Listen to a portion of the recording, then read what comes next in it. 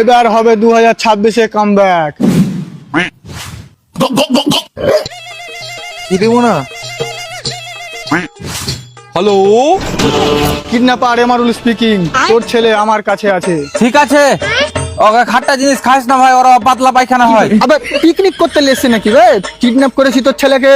আচ্ছা, হ্যাঁ, তুই হয়তো জানিস না, ভয়ানকের আর এক নাম এমারুল। ও তাহলে তোমার নাম কি? কেন এমারুল? এখনই তো তুমি কহিলে ভয়ানকের নামে মারুল। আরে আমি ভয়ানক তুমি তো কিডন্যাপার।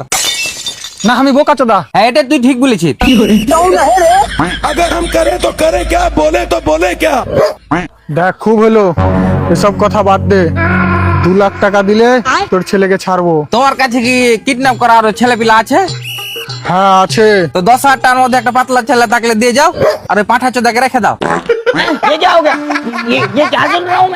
আমি দোকান খুলেছি বে, সকাল সকাল 200 জেডি মেরে লেছিস নাকি? দেখ ভাই, বিশ্বাস কর, আমার কাছে 9,999 টাকাই আছে। দেখ, ইয়ার কি করিস না, তোর ছেলের জান আমার হাতে।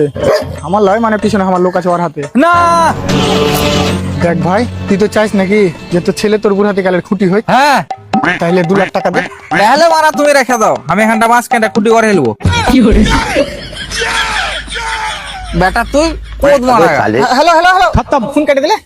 এখন যারা চোদা পাবে, ছেলে পিলের প্রতি কোনো মনে দেওয়ার কিছু নাই না। কিডন্যাপিং করে আর খাওয়া যাবে না। দেখি আব্বাকে ফোন করে দেখি কোনো ঠিকাদার পাইলে কিনা। अबे साले বস বস, তোরা বাকি হলো, আর কি করবো? আর কি করবি? সব ওকে রাজমিস্ত্রির কাজে লাগিয়ে দেবো, মানে রাজমিস্ত্রি মাসে রান্নার কাজে লাগিয়ে দেবো। আর তুই একটা কথা বল, ওটা তোর অরিজিনাল বাপ ছিল? জানি সোয়ার বাচ্চাকে পুড়িয়ে পেয়েছে মনে হয়। ছি ছি, সোয়ারের বাচ্চা গু সাইডে লেছে। গু সাইডে লেছে। उतर ही मिलाते वैली करनी नू प्यार दी